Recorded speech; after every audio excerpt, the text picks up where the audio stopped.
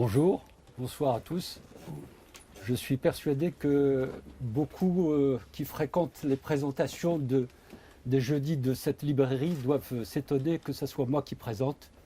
Ce n'est pas le maître des lieux, Monsieur Salamatian, parce qu'aujourd'hui, Monsieur Salamatian est l'invité de sa propre maison puisqu'il a co-signé ce livre avec deux autres co-auteurs.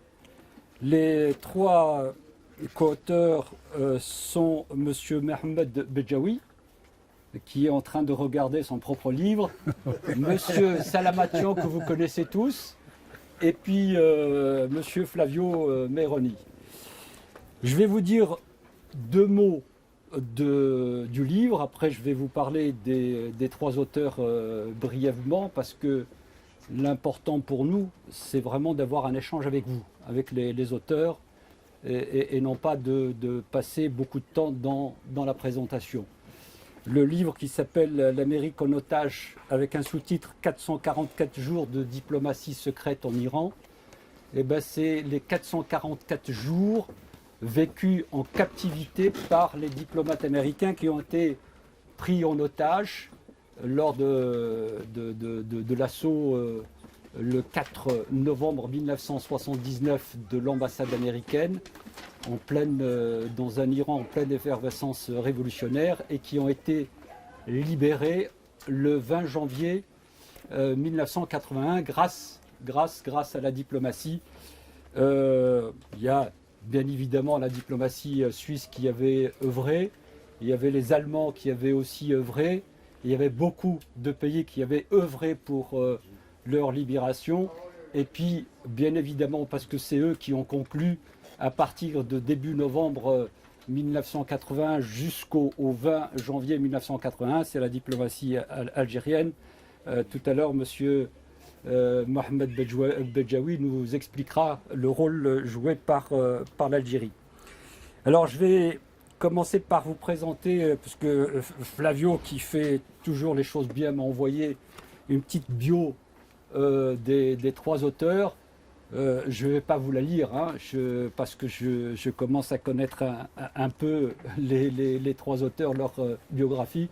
Ne vous inquiétez pas, je ne vais pas vous raconter toute leur vie professionnelle, parce que puisque je commence avec M. Bedjaoui, si je vous racontais la bio de M. Bedjaoui, je crois qu'on sera encore là à minuit. Il a une longue carrière de diplomate.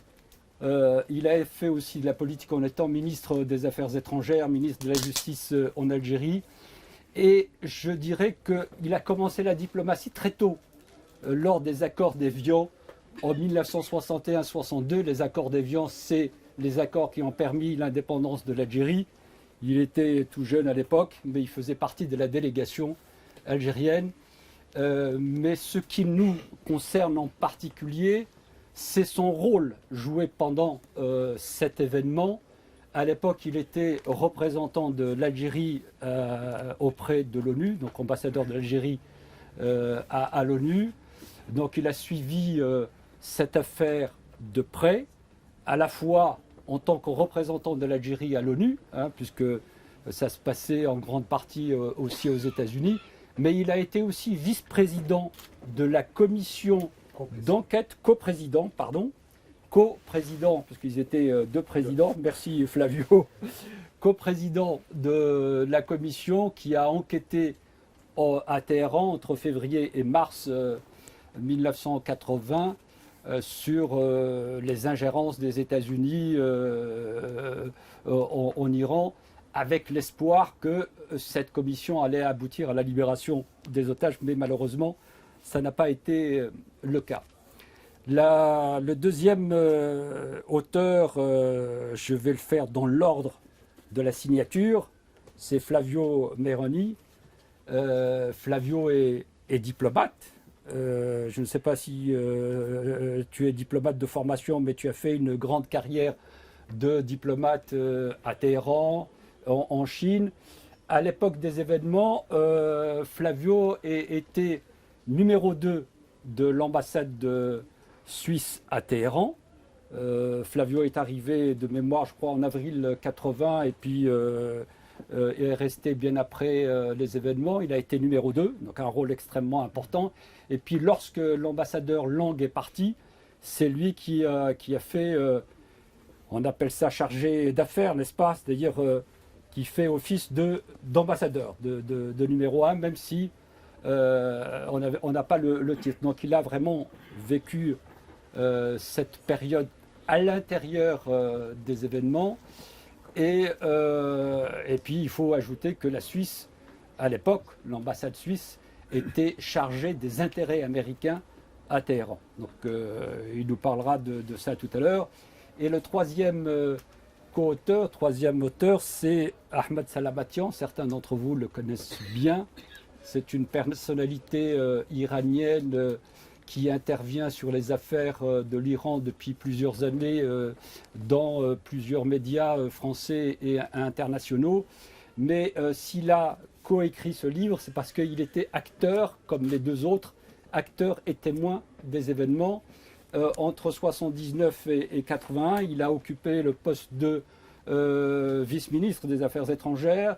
Il a été le représentant de l'Iran à l'ONU pour négocier avant la commission qui est venue à Téhéran. M. Salamatian est parti à l'ONU pour une réunion du Conseil de sécurité en novembre. À ce moment-là, c'était Bani Sadr qui était ministre des Affaires étrangères. Je rajouterai qu'il est très proche de Bani Sadr, qui n'est malheureusement plus avec nous puisqu'il est décédé en octobre dernier.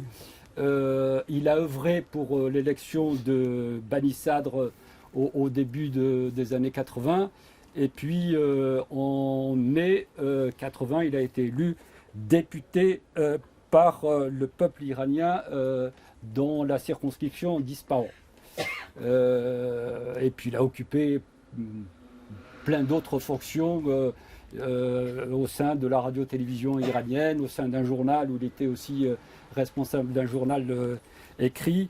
Mais j'insiste sur le fait que ces trois auteurs étaient vraiment au cœur de cette histoire. Ils ont fait un travail à la fois de témoins, de témoignages, mais aussi d'historiens, parce que ce livre, il n'y en a pas d'autres, en tout cas en français, marquera, à mon avis, restera comme une référence, parce qu'ils ont à la fois confronté leurs témoignages et les archives qui ont été publiées par la suite, parce qu'il y a une année, après les 40 ans, parce que c'est obligatoire d'attendre 40 ans pour les Américains pour publier leurs archives d'État, ils ont confronté leurs témoignages, leurs propres archives aux archives américaines qui ont été déclassifiées à partir de septembre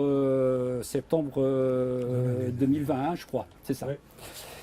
Voilà. Donc je vais laisser la parole aux trois auteurs. Je ne vais pas poser de questions pour ne pas engler leur intervention, si je peux m'exprimer ainsi. Donc je vais leur laisser la liberté totale de présenter leurs livres et leur travail. Et après, nous allons faire des questions-réponses, parce que c'est ça qui est important. Sachez qu'il n'y a aucune question qui n'est pas intéressante. J'ai l'habitude de dire il n'y a aucune question idiote, il n'y a que les réponses qui peuvent l'être. Donc posez toutes les questions, et parfois c'est les questions qui peuvent paraître naïves qui sont les plus pertinentes, parce que ça peut apporter une réponse intéressante. Voilà, donc lâchez-vous, racontez, posez les questions que vous avez envie de poser, ne vous censurez pas, et comme ça on pourra peut-être avoir un dialogue fructueux.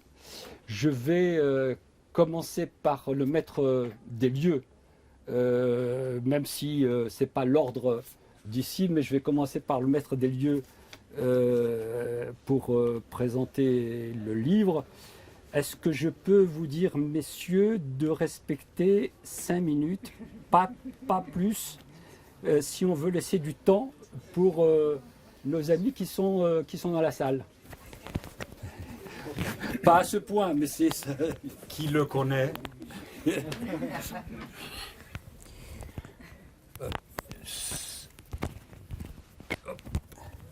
Voilà.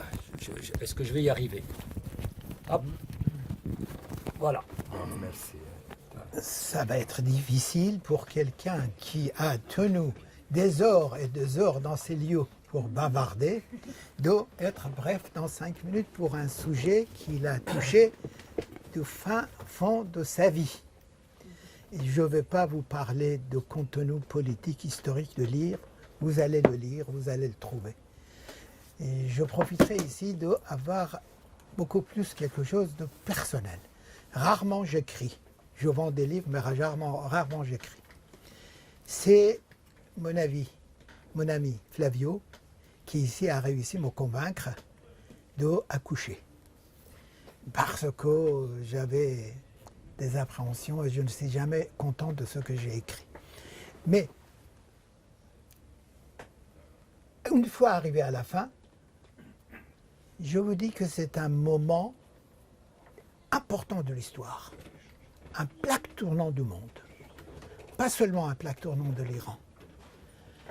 40 ans avant la prise d'otage à l'ambassade américaine le 4 novembre. Ça sert à rien pour le reste de la salle. L'Iran et ses relations avec les États-Unis étaient devenus déjà un des axes de l'évolution du monde. Et 40 ans après, l'Iran est resté aussi axe. Et ça a créé des tragédies, des problèmes. Flavio a mis un jour 52 personnes dans un avion qui était otage pendant 444 jours. Ils sont partis.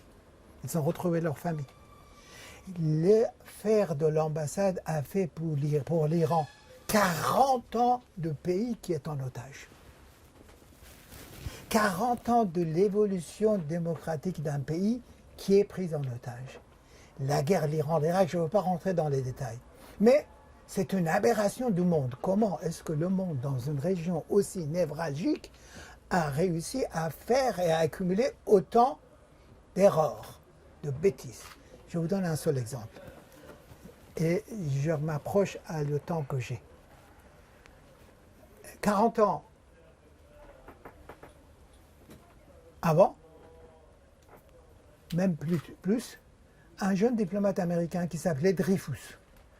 Je ne sais pas qu'est-ce qu'il avait comme relation avec Dreyfus en France ou non.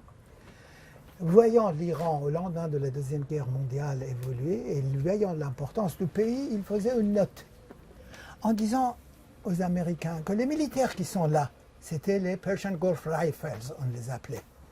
Ou même entre eux, ils s'appelaient, à la place de dire PGR, ils disaient PGB, Persian Gulf Busters.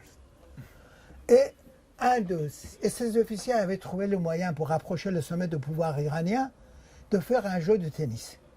Et dans le tennis, ils réglaient leurs problèmes avec le jeune souverain qui montait. Et le diplomate était étonné en disant « c'est pas possible ». Sur le terrain de tennis, on est en train de régler les problèmes d'un pays complexe. Mais c'était les États-Unis d'Amérique. Et si je vous donnais l'homme le plus marquant de l'histoire des relations irano-américaines sous le Shah, c'est un Richard Holmes, ancien directeur de la CIA, ancien ambassadeur des États-Unis pendant la guerre de Vietnam, qui s'est occupé d'armement, qui a été jugé après aux États-Unis et condamné pour malversation dans les contrats d'armes, qui a été impliqué dans l'affaire de Watergate, qui, de 1973 à 1977, était ambassadeur américain à Téhéran, et que pendant cette période, tous les 6 mois, il était obligé d'aller répondre à des interrogatoires de conditions de Watergate. Et que ce monsieur a transformé l'Iran dans les années 1973, c'est-à-dire triplement de prix de pétrole jusqu'à une année avant la Révolution, un énorme champ d'affaires. Il ne faisait pas de la diplomatie, il faisait des affaires. Dans tous les domaines, il était l'intermédiaire. Tout. Maintenant, on a toute sa vie. Donc, je dis, l'Iran et les États-Unis sont marqués par Richard Holmes. Le catastrophe iranien vient de mélange des affaires et de la politique, mélange de l'argent et de la diplomatie. Et dernier ambassadeur américain en Iran, c'est Sullivan. Le dernier ambassadeur à Saigon. Je ne parle pas de Kaboul, hein, de Saigon, qui a pris l'hélicoptère. Mais encore, c'est quoi ça? C'est dans un pays complexe dans le monde, on choisit en fonction des hauts, des bas, peut-être même pas des diplomates de carrière, des gens. Et après, je arrive 40 ans après. Il y a un secrétaire d'État américain qui s'appelle M. Pompeo, qui était la même chose. Il avait fait le parcours de CIA, la même légèreté, la même incompréhension totale et complète de ses propres dossiers. L'histoire de l'Iran et les États-Unis et la catastrophe et l'affaire des otages, ce n'est pas le problème de l'incompétence des fonctionnaires, des diplomates. Il y a eu des analystes excellentes, même dans le CIA américain, pour voir l'évolution qu'avait ce problème et que ça ne peut pas tenir. Mais une fois que ça arrivait au niveau des relations en haut, les milieux d'affaires, les parasites, je dirais, de ces milieux-là, ils transformaient tout de la sorte que les États-Unis d'Amérique ne voient pas qu'un pays de complexité de l'Iran est en train de se résumer dans l'organisme physique d'un homme. Quand vous supplantez l'institution politique, géopolitique, nationale d'un pays, complexité, dans l'organisme d'un homme, vous allez vers la catastrophe inéluctablement. Et ainsi, je dirais que le 4 novembre, les Américains n'ont absolument pas été préparés pour affronter un tel affront.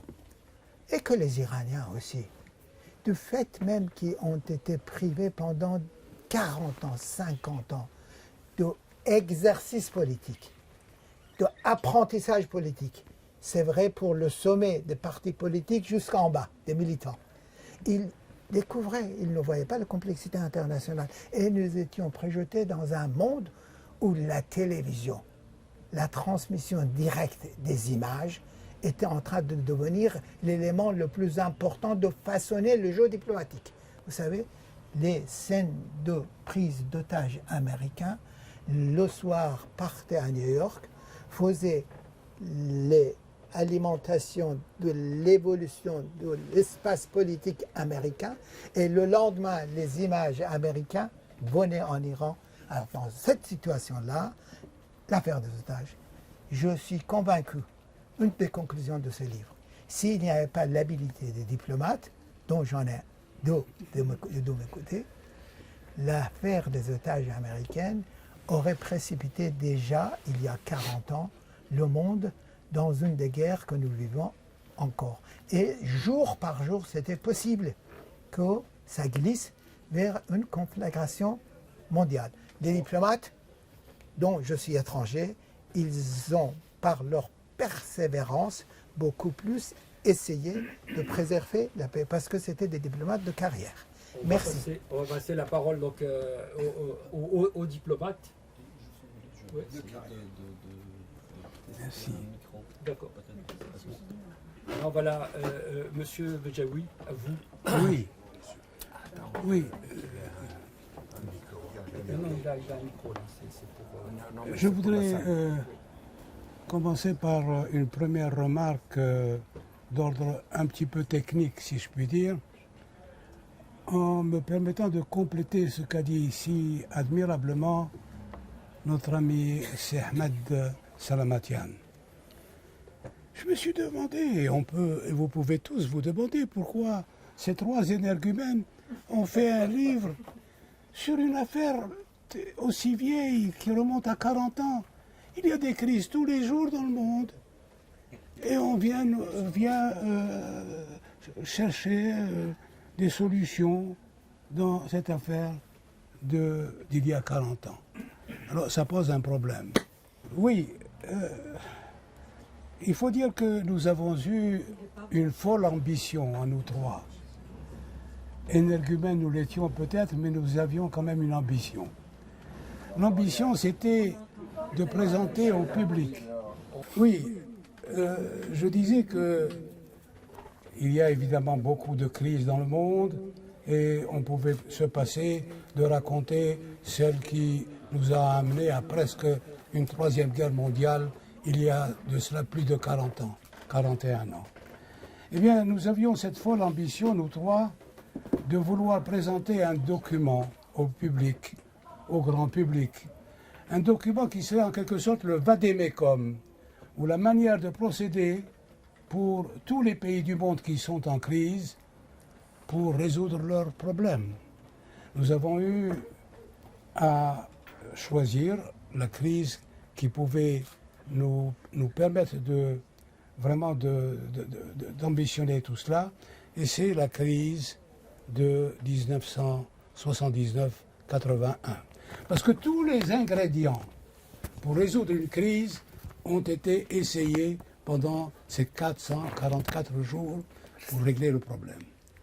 Vous vouliez libérer les otages par la force, eh bien vous avez eu l'exemple, n'est-ce pas, de la catastrophe essayée par Jimmy Carter quand il a fait descendre des hélicoptères en plein désert dans une nuit, un jour d'avril 1980. Vous voulez la diplomatie pure, impeccable.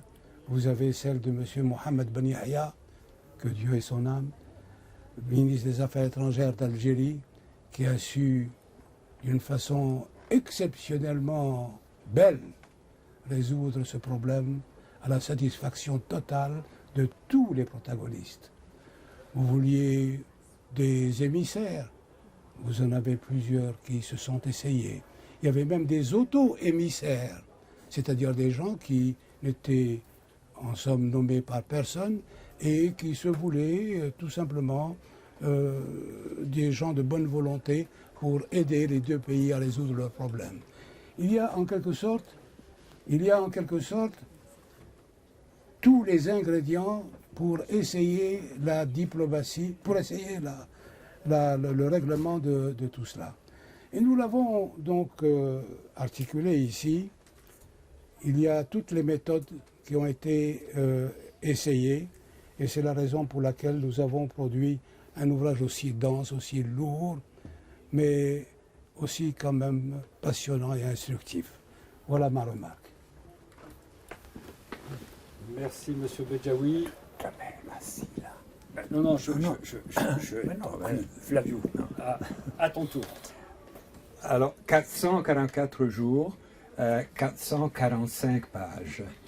Donc, vous voyez qu'il en a fallu vraiment de beaucoup pour raconter cette histoire. Vous découvrez, nous découvrons ce livre qui vient de sortir aujourd'hui en librairie.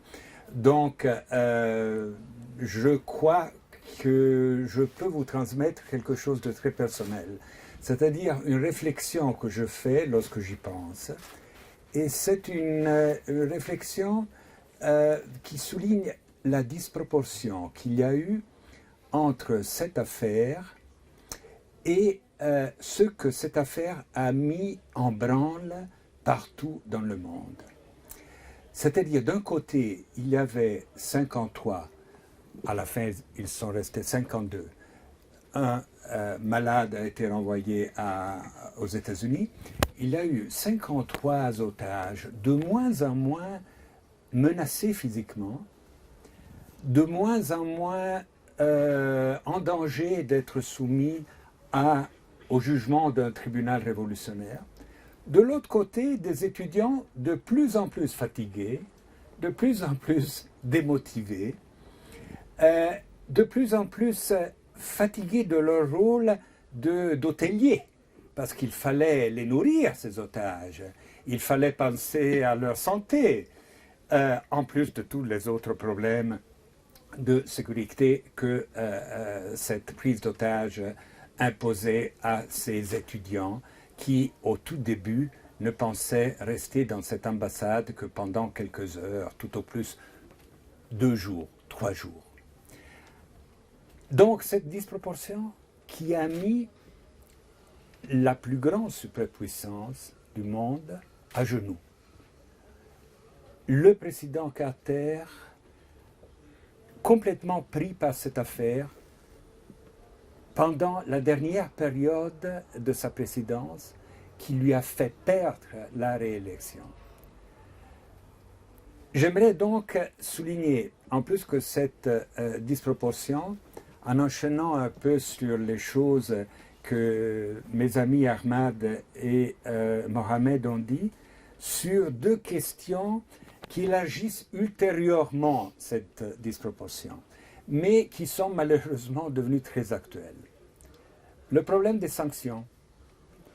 Alors, le problème des sanctions s'est posé d'une manière urgente, mais il a été traité par les États-Unis sans peut-être prendre égard à la disproportion, encore une fois, entre ce qu'ils décidaient et le problème même tel qu'il se posait au guide suprême Khomeini et aux étudiants. C'est-à-dire, immédiatement après la prise des otages, les États-Unis ont décidé la seule sanction vraiment importante, c'est-à-dire le gel des avoirs de l'Iran dans leurs banques, y compris dans les filiales des banques américaines à l'étranger. Donc, premier exemple d'extraterritorialité d'une mesure prise unilatéralement par un pays, les États-Unis, évidemment pas le dernier des États au monde. On a là un exemple qui va marquer un peu cette affaire et va être un peu le signal pour les États-Unis d'un abandon de la recherche du droit et de l'imposition de leur puissance, notamment financière. Ces sanctions-là ont connu un parcours zigzagant parce que peut-être les Américains n'ont pas compris l'importance non pas stratégique de ces sanctions, mais tactique. Et elles ont passé le veto de l'Union soviétique le 13 janvier, disons 2 mois après la prise d'otage aux Nations Unies. Elles ont été décidées enfin par les États-Unis 5 mois après la prise des otages. Donc, mis à part la première dont je vous ai parlé, toutes les autres sanctions, commerciales notamment, n'ont été décidées que 5 mois après la prise des otages. Et finalement, ce qui montre encore plus à quel obstacle elles se heurtaient, par les alliés, je ne parle pas par le monde représenté aux Nations Unies, mais par les alliés des États-Unis, à commencer par l'Allemagne, en terminant par le Japon, elles ont été adoptées 2 mois après la décision des États-Unis. C'est-à-dire lorsque vraiment le cours des choses et la crise, l'affaire, avait pris un tout autre chemin. Donc, des sanctions qui ont établi un précédent très important, mais qui n'ont pas produit le résultat final. En effet, si vous y pensez, la comparaison avec ce qui est en train de se passer ces jours-ci, malheureusement, les sanctions sont très en vogue et vous en entendez parler tous les jours. La comparaison peut se faire parce que vous comprenez très bien que si vous ne choisissez pas la bonne sanction au bon moment, dans un ensemble, comment dire, dans un cadre de négociation très important et possible, ces sanctions ne servent à rien parce que la globalisation du marché permet aux pays touchés, aux pays visés, de parcourir un autre chemin et donc de mettre au néant le résultat de ces sanctions même. Mis à part les sanctions, vous avez un autre aspect qui est devenu très important. Il y a là deux interlocuteurs qui non seulement ne se parlent pas, on a dépassé le niveau de relations diplomatiques, non? Mais deux pays et des personnages qui s'insultent régulièrement chaque jour. Encore une fois, vous voyez la comparaison. Criminel de guerre, non? Et ce genre d'accusation qu'on entend ces jours-ci. L'imam Khomeini, qui allait devenir le guide suprême, qui ne l'était pas encore, au moment de la prise d'otage, au premier geste fait envers lui très maladroitement par Carter, qu'il a tout de suite reconnu en tant que responsable de toutes les affaires iraniennes, et auquel il a envoyé une lettre, a dit tout de suite, nous, avec les satans américains, on ne parle pas. Il a même refusé de recevoir des envoyés envoyés par Washington, malgré le fait que c'était des amis reconnus des Iraniens. Et il a posé là une condition qui a été très difficile à surmonter, parce que tout contact qui peut se faire, même entre pays belligérants, était refusé d'emblée par cet état de fait, cette non-communication entre les deux. De là, l'importance de trouver une voie qui, encore une fois, ces jours-ci, nous est proposée par des pays comme l'Allemagne, comme l'Italie, on m'a dit tout récemment, pour trouver un moyen de se parler lorsqu'on a décidé que de l'autre côté, il y avait un criminel de guerre, où il y avait même Satan. Cela dit par un imam, ça représente quand même une condamnation sans excuse. Et on a trouvé cet expédient auquel se référait Mohamed avant, d'un pays tiers. Alors, le pays tiers, du point de vue diplomatique, peut être un pays intermédiaire ou un pays médiateur. Une importance très importante en diplomatie. La Suisse était un pays intermédiaire, un pays qui a représenté les États-Unis pendant une bonne partie de cette crise, mais, sauf des exceptions faites vraiment spontanément par nous qui interprétions ce rôle, elle ne pouvait pas devenir un pays médiateur. Parce qu'un pays médiateur doit avoir une liberté de travailler sur les propositions de l'un et de l'autre pour les adapter, les faire accepter. Nous n'étions que des porteurs de messages que nous interprétions, mais seulement en secret, envers, évidemment, non pas le destinataire, mais celui qui nous avait chargé de les porter, secrètement. Le rôle de l'Algérie est devenu très important à un moment où les Iraniens eux-mêmes ont décidé, et vous voyez, nonobstant les sanctions, ont décidé qu'ils devaient arriver à négocier.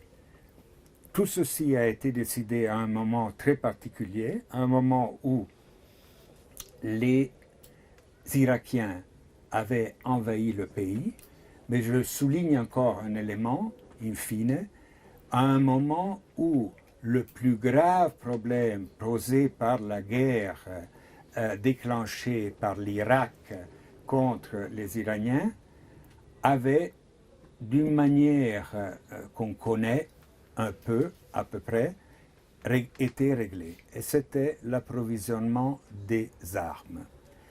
L'Iran était en guerre, l'invasion irakienne était menaçante, ils avaient envahi le Khouzestan au sud du pays. L'imam lui-même a cru que l'occupation de l'ambassade et la prise des otages avait donné tout ce qu'elle pouvait donner, c'est-à-dire l'imagination de Bani Saad, des modérés, des laïcs, et que de cette ambassade, il ne pouvait tirer qu'à partir de ce moment-là que des résultats négatifs. Ce qui a permis à l'Algérie de se proposer en tant que médiateur et surtout ce qui a permis aux négociateurs iraniens d'arriver très vite à convaincre même les partis les plus extrémistes du monde politique iranien qu'il fallait arriver à une conclusion. J'ajoute que, mis à part le fait que la question des armes avait été réglée, il y avait la guerre et il y avait surtout aux portes de la présidence, aux portes de la Maison-Blanche, un président républicain qui avait pendant toute la campagne, mis à part le fait qu'il s'était offert d'offrir les armes auxquelles les Iraniens tenaient tellement, qu'il avait dit que pour lui, les Iraniens, c'était des barbares, il fallait les traiter comme des barbares et qu'il fallait recommencer la négociation du bout jusqu'à la fin. Donc, les Iraniens se sont décidés, après la guerre, après avoir réglé la question des armements et sous la pression d'une nouvelle présidence républicaine qui les aurait menacés et les aurait obligés à renégocier toute l'affaire. Merci Flavio. Merci à vous trois. Là, on va passer aux questions. Mais à propos du livre, là, vous envoyez deux, en fait, parce que ça, c'est à moi. Ne me les prenez pas. Mais il y en a plein d'autres derrière. Hein. Donc, si vous voulez acheter des livres, à la fin, il y aura une séance de dédicace et il y a suffisamment de livres. L'éditeur est parmi nous, d'ailleurs. Il a apporté pas mal de provisions, si je peux m'exprimer ainsi.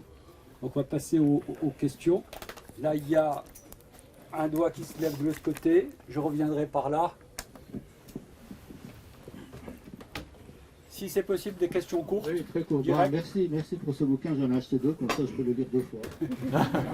Écoutez, moi j'étais pendant toute la période de cette crise, j'étais en Iran. J'étais en Iran quand la prise d'otage a commencé jusqu'à la fin. Et je me rappelle très bien que ma soeur, qui était étudiante à l'université de Téhéran, plusieurs jours avant la prise d'otage, elle est venue à la maison, elle dit il y a des rumeurs comme quoi on va occuper l'ambassade américaine. Ça, je l'ai entendu moi-même. Donc, je veux dire, quelque chose qui était connu par nous, par le commun des mortels, comment est-ce que ça pourrait ne pas être connu par les services de renseignement américains? Enfin, pourquoi cette impréparation? Ça, c'est la première chose. Et la deuxième chose, en fait, pendant toute cette crise, on entendait que Reagan avait dit que Carter il est mou, que s'il arrive à la présidence, il allait attaquer l'Iran militairement.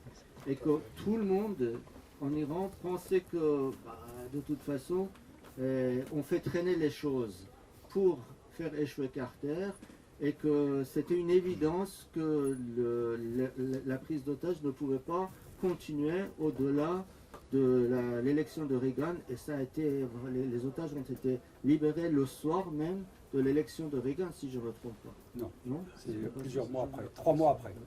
Hein? C'est l'inauguration. Oui, le jour où il Ah oui, le jour de la passation de pouvoir. Voilà, ça veut dire le jour où Donc, en fait, ça veut dire que l'impression, alors, moi je ne suis pas du tout complotiste et tout, mais l'impression qu'on a en Iran, c'est que bon, c'était un peu programmé d'avance, c'était pour faire chuter, enfin, du côté de l'Iranien pour faire le ménage, du côté américain pour faire chuter Carter, et ça a traîné sous l'intervention des Israéliens, et que voilà, ça s'est libéré un peu avec l'arrivée de Reagan. Donc la question que je me pose, avec tout le respect que je dois aux éminentes personnes qui sont ici, avec, vous voyez, tous ces éléments-là qu'on regardait d'un regard naïf en Iran, quelle était la place de la diplomatie? Là, vous avez beaucoup de questions. Là. On va commencer peut-être par la première. C'est vrai que j'ai moi-même eu des témoignages d'étudiants, d'étudiantes qui disaient qu'ils préparaient cette occupation de l'ambassade plusieurs jours avant. Comment se fait-il que la CIA, qui a travaillé librement sous le Shah, donc qui est partout en Iran, n'a pas pu avoir les renseignements avant cette occupation le 4 novembre. Et je rajoute un fait, c'est que quelques mois auparavant, le 14 février, il y a eu une tentative d'occupation. Oui. Il y a eu une tentative d'occupation de cette ambassade. Donc ils savaient très bien qu'à un moment ou à un autre, ça allait recommencer. Comment se fait-il que les Américains n'aient pas pris suffisamment de précautions? Alors, la légèreté des services américains et la légèreté de la diplomatie américaine est incroyable. Dans cette affaire, il y a pas mal de choses incroyables. Je crois que Ahmad vous en a cité une. L'intervention, la tentative de sauvetage dans le désert de Tabas est quelque chose qui frise le ridicule. Non, digne vraiment d'un film qui sans doute un jour, lorsque les blessures se seront refermées, parce qu'elle a créé quand même des blessures importantes aux États-Unis, elle sera sans doute le sujet d'un beau film. Mais elle a des aspects ridicules. Ce que vous venez d'évoquer, monsieur, sont aussi des aspects qui paraissent ridicules. On parle de la CIA. La CIA a créé et formé la SAVAK, mais elle ne la contrôlait pas. En quelque sorte, la CIA était contrôlée par la SAVAK, dans la mesure où le peu d'agents auprès de l'ambassade américaine de la CIA, le poste de la CIA, n'avait pas le droit d'agir par des agents sur place. Il devait se servir des renseignements qui venaient de la SAVAK et qui passaient donc par la Cour. Donc, évidemment, jusqu'à la fin du régime du Shah, tout était beau, tout était magnifique. Il n'y avait que les communistes et l'obligation des États-Unis de s'appuyer sur ce fantastique allié qu'ils avaient pour assurer le containment, l'endiguement du danger communiste soviétique au nord du pays. Donc, Carter, lorsque, en tant que président républicain, a repris la présidence, il s'est trouvé avec un allié qui était plus qu'un allié. C'était vraiment un hôte encombrant à l'intérieur du système américain de suprématie dans le monde et surtout d'équilibre au niveau régional. Il a hérité cette façon de faire de la politique qu'on appelle la personal policy, la politique personnelle, qui lui a fait faire des erreurs immenses. Pensez seulement au toast qu'il a porté en l'honneur du Shah le soir de la Saint-Sylvestre de 70, lorsque déjà les étudiants, et non seulement les étudiants, étaient dans les rues pour réclamer quelque chose contre ce souverain qui ne connaissait pas son peuple, qui allait tout droit vers la révolution. Voilà. Pardon? On fait des réponses courtes. Si. Oui, pardon. Ça circule. Alors, pour répondre très ponctuellement à la question, la CIA le savait. Le chargé d'affaires, Langen, s'était rendu au ministère des Affaires étrangères, où le ministre des Affaires étrangères de l'époque, M. Yazdi, lui a dit exactement ce qu'on vient de répéter, mais écoutez, au mois de février, vous avez déjà été occupé, je m'en suis occupé moi-même et je vous ai libéré l'ambassade en quelques heures. Donc soyez assurés que si jamais quelque chose se passe, vous serez traité de la même façon. Voilà. Il n'avait pas compris que quelques mois s'étaient passés et que M. Yazdi n'avait plus le pouvoir même de parler directement à l'ayatollah. Sur la naïveté des Américains, vous avez quelque chose à dire, M. Bejaoui? Sur la naïveté des Américains. Non, je ne pense pas que les Américains étaient si naïfs que cela. Mais les Américains étaient habitués à être en terrain conquis dans toute cette région.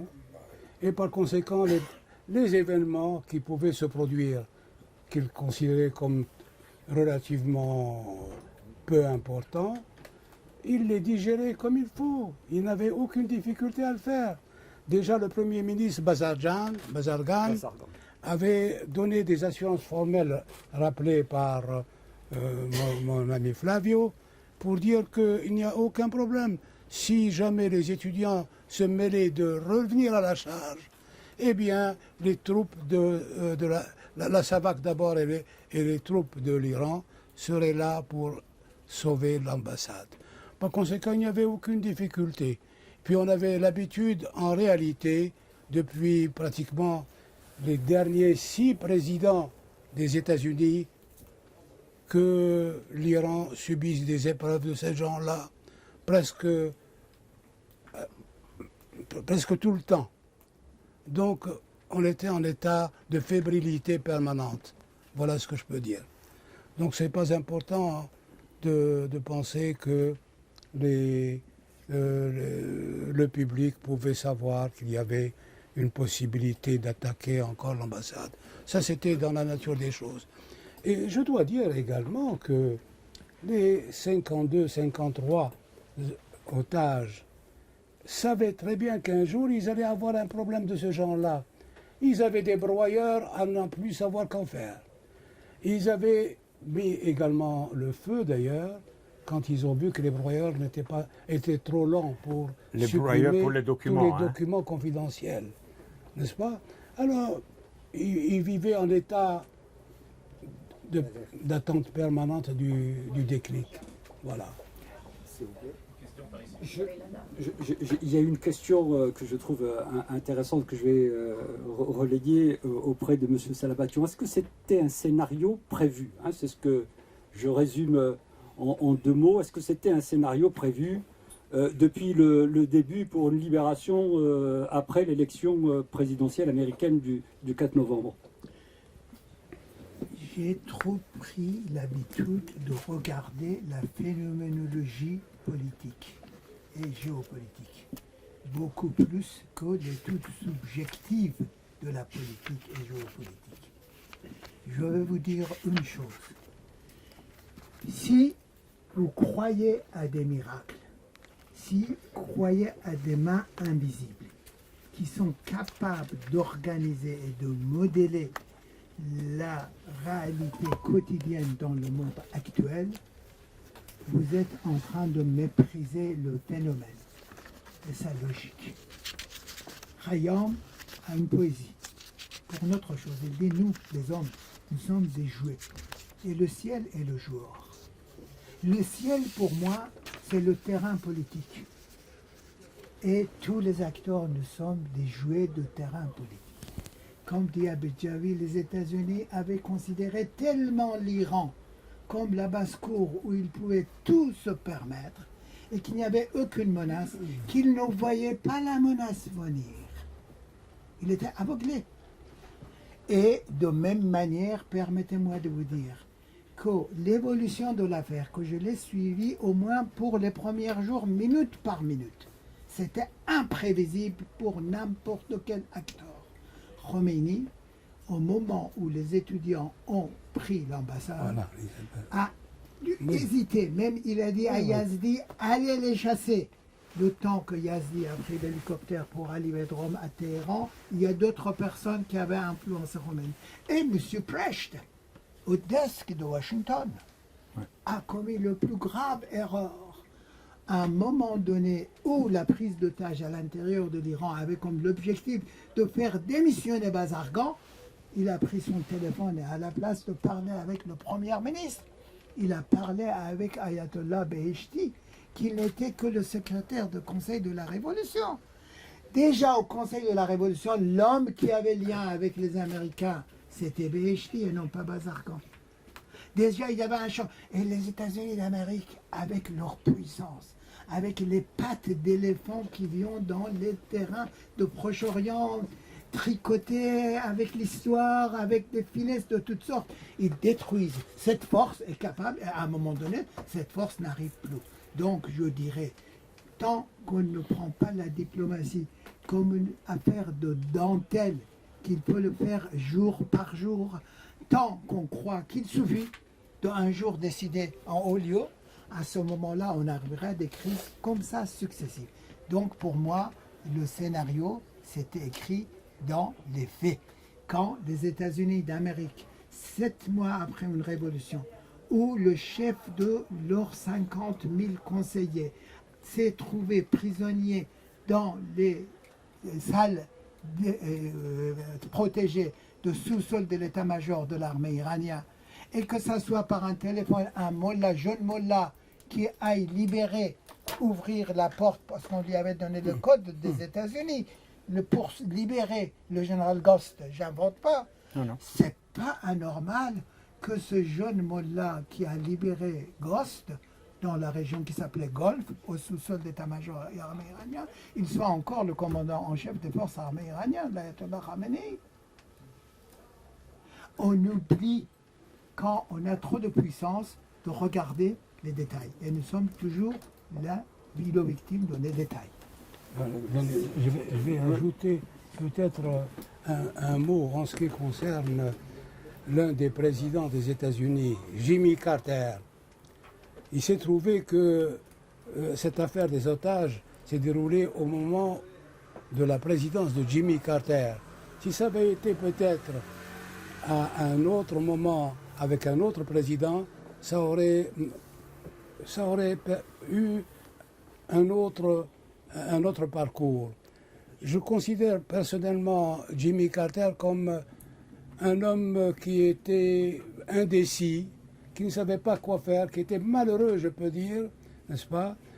Parce que il ne souhaitait pas, c'était un homme pacifique, relativement pacifique, il ne souhaitait pas, par exemple, utiliser l'arme, la force pour libérer les otages.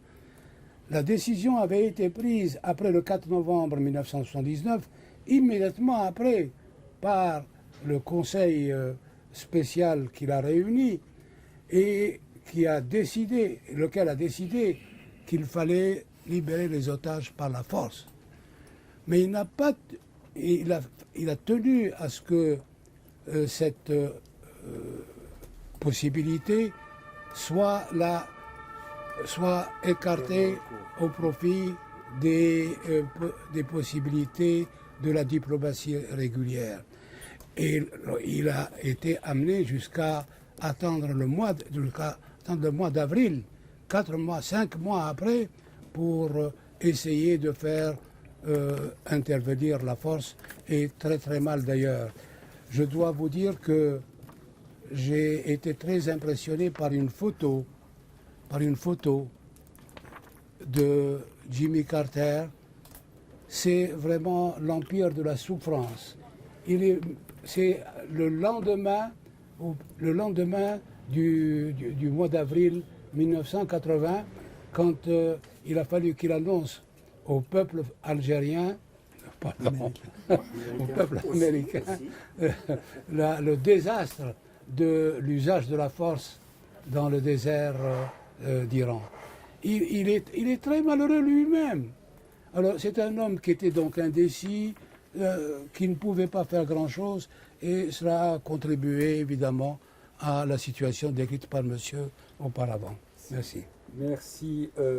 Un mot, oui, je vous passerai la parole. Un mot du contexte américain de l'époque. L'Amérique venait de sortir de la guerre du Vietnam, qui a été une souffrance terrible. Aussi, oui. C'est-à-dire que les Américains ne voulaient pas repartir dans l'occupation d'un autre pays.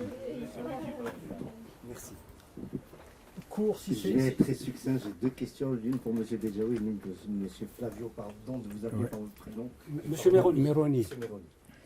Pour M. Bedjaoui, incontestablement, les otages ont été libérés et remis physiquement à l'Algérie. Ils ont été déposés sur le tarmac de l'aéroport d'Alger. Donc incontestablement, l'Algérie a été finalement le principal négociateur dans ça ne sous-estime pas les efforts faits par les autres pays. Mais la finalité de la chose, les otages ont été remis à l'Algérie. C'est un signe de grande confiance des Américains envers l'Algérie. Mais moi, ce qui m'étonne, c'est qu'à cette époque-là, l'Algérie, on l'appelait la Mecque des révolutionnaires. Elle luttait pour la libération de pays africains et autres. Comment c'était en totale incompatibilité avec les Américains? Comment les Américains ont pu-ils faire confiance à l'Algérie, à moins qu'ils aient été imposés par l'Iran? C'est ce que je voulais savoir. Comment l'Algérie a-t-elle pu arriver à être finalement le réel et final négociateur dans cette affaire? Ça, c'est la première question. La deuxième question, c'est concernant justement les broyeurs de documents secrets à l'ambassade des États-Unis à Téhéran. Effectivement, ils ont commencé à détruire. Le temps ne suffisait pas parce qu'ils les ont envahis. Ils ont commencé à brûler. Mais ils ont quand même, les étudiants qui sont rentrés ont quand même récupéré des documents ultra compromettants pour les États-Unis, qui planifiaient pardon de l'expression, les plus grandes saloperies contre les Iraniens. Et ces documents ont été récupérés par les étudiants Oui, et ils ont obligé M. Bedjaoui, qui était coprésident de la commission d'enquête en Iran, qui devait retourner aux Nations Unies. Ils ont bloqué à l'aéroport, ils lui ont dit: vous ne partirez pas si vous ne prenez pas avec vous ces documents que vous devez montrer aux Nations Unies. Pour montrer vraiment Monsieur Bedjaoui n'a pas pu le faire pour des raisons politiques, je ne m'étalerai pas là-dessus. Et finalement, ces documents, je ne sais pas, est-ce qu'ils sont arrivés aux Nations Unies? Je pense que vous êtes bien placé pour le savoir, puisque vous étiez l'interlocuteur, vous représentiez les États-Unis, l'ambassade de Suisse représentait les États-Unis. Donc, est-ce que ces documents sont arrivés? Est-ce qu'ils ont été étouffés, détruits par les Américains? L'ONU était à la merci des Américains? Merci. Il faut qu'on soit court et dans les questions, dans les réponses pour que ça circule. Ça va circuler, ne vous inquiétez pas. D'autres questions? Si vous voulez qu'on fasse plusieurs questions, allons-y. Je me plie. Non, mais vous avez une bonne mémoire, vous allez vous en souvenir. Ça, c'est vous qui vous Non, j'ai une question vraiment un peu subsidiaire parce que j'ai perdu le fil quand vous aviez parlé des armes au moment de Reagan. Je n'ai pas très bien compris de quoi il s'agissait. Oui, c'est une affaire très compliquée que je vais vous... Je préfère, parce que si c'est des questions complètement différentes, si c'est dans le même sens, on va y arriver, sinon ça va être compliqué. On va commencer par la réponse monsieur. Donc monsieur Bedjaoui, si vous voulez bien répondre à monsieur. Oui. Pourquoi l'Algérie? Oui, je crois que les États-Unis n'avaient pas l'embarras du choix. Il fallait un État qui puisse faire office d'intermédiaire, pas autre chose qu'un intermédiaire pour rapprocher les points de vue des deux protagonistes.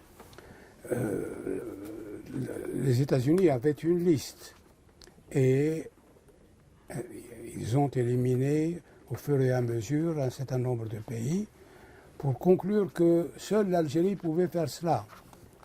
Mais il fallait quand même ne pas lui donner un blanc-seing. Par exemple, lorsque Cyrus Vance avait accepté la suggestion des Nations Unies de me porter comme responsable à Téhéran pour faire le bilan des activités néfastes, entre guillemets, des États-Unis dans ce pays-là. Eh bien, M. Cyrus Vance a pris la précaution de dire au secrétaire général des Nations Unies qu'il ne fallait pas que M. Bedjaoui soit président. On m'a collé un coprésident qui était un Vénézuélien que je connaissais, qui était un ami, qui était un avocat très connu au Venezuela, Caracas, et qui était un très grand admirateur des États-Unis. Et il a fallu que je travaille pendant les premiers temps avec ce coprésident qui, du reste, ne m'a pas posé beaucoup de problèmes. Voilà. Alors, les États-Unis ont pris des précautions. Par la suite, vers le mois de septembre 1980, les États-Unis se sont décidés à demander à l'Algérie, au gouvernement algérien, pas seulement aux représentants de l'Algérie aux Nations Unies, de passer à l'action.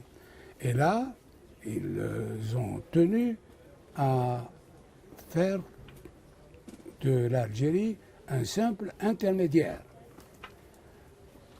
L'importance personnelle de Ben Yahya était telle qu'il a très facilement et avec un brio qui a été admiré par tout le monde, n'est-ce pas, et accepté même par les États-Unis, il est passé de ce statut un peu étriqué de simple facteur, de simple intermédiaire, à un statut de médiateur, c'est-à-dire à quelque chose de beaucoup plus important. Nous pouvons peut-être commencer à parler un peu de ce problème-là qui est important. Eh bien, M. Ben Yahya a réuni les protagonistes et leur a demandé de lui dresser la liste complète, exhaustive de toutes les questions qui se posaient à propos de la libération des otages. La libération des otages, il ne faut pas en parler. Elle se résoudra toute seule par la suite si on sait faire. Il faut d'abord étudier toutes les conditions. Et chacune des parties a insisté sur les différents thèmes, les différents aspects. Je prends le problème, par exemple, des fonds qui avaient été gelés, des fonds iraniens gelés aux États-Unis. Eh bien, il y avait toute une série de questions là-dessus, posées par les uns et par les autres, par les Iraniens et par les Américains. Et ce qu'a fait Ben Yahya en pareil cas, comme il l'a fait pour tous les autres thèmes, ça a été de procéder très simplement, en rapprochant les deux thèses, n'est-ce pas? Il voyait les points communs, il montrait, il demandait aux deux partenaires, aux protagonistes, il leur montrait la convergence d'intérêts qu'il y avait. Il restait simplement quelques questions qu'il fallait alors étudier, et il les étudiait avec eux systématiquement, et on arrivait à une solution intermédiaire. Et il faisait de cela d'une façon très théorique, mais en même temps très pratique. Et je crois que vous le racontez très bien dans le livre. Bon, oui, vous avez raison. Je suis bavard. Il faut laisser quand même que vous découvriez un peu ce qu'il y a dans le livre. Si vous raconte vous avez raison, je suis bavard. Vous n'allez pas l'acheter. Dans le document, je ne pense pas qu'il y a ça dans le livre. Non, il y a ça aussi dans le livre. Il y a deux questions pour vous. Oui. L'histoire des documents. Est-ce qu'ils sont bien arrivés aux États-Unis? Oui. Et la deuxième, c'est la question des armes, si vous pouvez dire quelque chose. Les deux, rapidement parce qu'il y a-t-il encore des questions? Oui. Ah oui. Il y en aura. On est là jusqu'à minuit. On est là jusqu'à minuit. Non, les deux questions soulevées par Madame les armes et par Monsieur les documents sont très délicates et ont, d'une manière ou d'une autre, affaibli la position américaine, des négociateurs américains, d'une manière très significative. Commençons par les documents. Malgré les règlements intérieurs qui prévoyaient très précisément que dans des cas tels que ceux de l'ambassade américaine dans un pays tel que l'Iran révolutionnaire, tout devait pouvoir être détruit dans les 30 minutes, l'ambassadeur, le chargé d'affaires Langen, ses collaborateurs, les agents de la CIA ont laissé traîner des documents qui étaient non seulement importants, mais qui étaient hyper secrets et qui étaient très anciens, donc pas nécessairement utiles. Ces documents-là que vous voyez recueillis dans des volumes, circulaient, ont commencé à circuler immédiatement après la prise de l'ambassade américaine dans les rues de Téhéran, vendus par les étudiants, traduits en partie par les pasdaran qui les ont tout de suite aidés, en 42, 47 volumes, combien? 63. 63. Moi, j'en ai une quarantaine. Et alors, comment on le recueillait? D'une manière très simple. Moi, j'envoyais quelqu'un de l'ambassade chercher ces volumes dans les rues, les acheter. J'en achetais 3 exemplaires de chaque volume. Un, c'était pour moi. Un, c'était pour les Américains, un, c'était pour Berne. Et donc, ils les ont reçus. Mais ce qui était très important, ce n'était pas qu'ils le recevaient, parce que c'était leur document. Non, je ne parle pas de ça, je parle des Nations Unies. Non, alors Les étudiants voulaient que ces documents arrivent aux Nations Oui, Unies. les Nations Unies les ont reçus par leur délégué permanent à Oui, Téhéran, oui, qui faisait, bon, d'abord, la première série de documents, ils les ont transmis lorsque M. Bejaoui les a priés de les transmettre aux Nations Unies. Les autres, très probablement, ils les ont reçus par la rue, comme nous-mêmes les avons transmis. Mais ce qui est très important, ce n'est pas qu'ils les reçoivent, mais c'est l'usage que les étudiants en ont fait. Parce que sur la base de ces documents, ils ont pu appuyer leur thèse qu'il ne s'agissait pas de diplomates, mais bel et bien d'espions. Et c'est pour ça qu'après quelques jours, je crois quelques heures, après la prise de l'ambassade est devenue non plus l'ambassade occupée, mais le nid d'espions. Parce qu'évidemment, là-dedans, il y avait tout le travail qu'une ambassade ordinaire fait. Alors pourquoi les broyeurs n'ont pas suffi? D'abord, parce qu'il y avait une masse de documents absolument incroyable, et le premier responsable, de nouveau, est le chargé d'affaires Langen, qui est parti au moment de l'occupation au ministère des Affaires étrangères avec la clé de son coffre-fort, qui évidemment a été ouvert parce que sa secrétaire n'en avait pas un double, et ils y ont trouvé vraiment tout ce qu'ils n'auraient pas dû trouver. Et cela a permis d'appuyer la thèse pendant des mois sur le fait que les Américains n'étaient pas là pour représenter les intérêts légitimes d'un pays représenté diplomatiquement là, mais pour s'ingérer dans les affaires des Iraniens. Mais c'est pas ça l'important. Mais s'il y a eu des crimes commis, est-ce que les Nations Unies ont poursuivi les États-Unis à la Cour pénale Alors, internationale? il pourrait vous le dire, les États-Unis ont soumis l'affaire des otages pendant les premiers mois aux Nations Unies. Ensuite, après la condamnation de la Cour internationale, pardon? C'était Kurt Waldheim. C'était Kurt Waldheim. Il faut pas de droit de suite, sinon ça va être un dialogue entre vous deux pendant un moment. Après la première résolution, la deuxième et la troisième, celle dont je vous ai parlé, sur les sanctions, qui a subi le veto de l'Union soviétique, après la troisième résolution, pratiquement l'affaire des otages était devenue l'argument dans les couloirs des Nations Unies, mais non dans les salles, n'est-ce pas? Vous n'en avez plus parlé, mis à part leur mission, qui d'ailleurs n'était pas censée libérer les otages, mais qui devait enquêter sur les méfaits de l'ingérence américaine en Iran. Mais dans l'impunité totale. Dans l'impunité totale. La question des armes. La question des armes hyper délicate. Elle a provoqué un livre importantissime intitulé October Surprise, écrit par un adjoint de Brzezinski, donc par le conseiller à la sécurité auprès du président. Cet homme, enfin, s'est penché sur une question qui est évidente à tous ceux qui ont examiné l'affaire.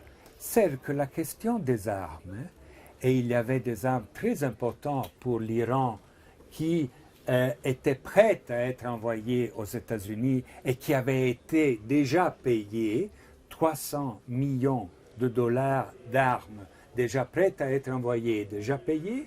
La question des armes, du jour au lendemain, a disparu des négociations. Alors, une des questions les plus importantes, je veux bien la récupération des avoirs gelés. 7 milliards de dollars, c'était très important. Et ça, c'est la première et la seule sanction importante que les États-Unis ont décidé. Mais en pleine guerre contre l'Irak, les armes étaient devenues très importantes. Pourquoi elles ont disparu? Pourquoi dans les 4 points fixés par l'ayatollah lui-même ne figure pas la récupération des armes, mais figure la récupération des biens du Shah, par exemple? Pourquoi? Parce que pendant l'été, l'équipe du futur président candidat républicain Reagan, avec l'aide d'un certain Bush, ancien de la CIA, a rencontré ici à Paris, à Madrid et à Zurich des envoyés de l'Iran et d'Israël. Qu'est-ce qu'ils ont promis à leurs interlocuteurs, les républicains? Ils ont dit, écoutez, si vous avez besoin des armes, on s'en occupe.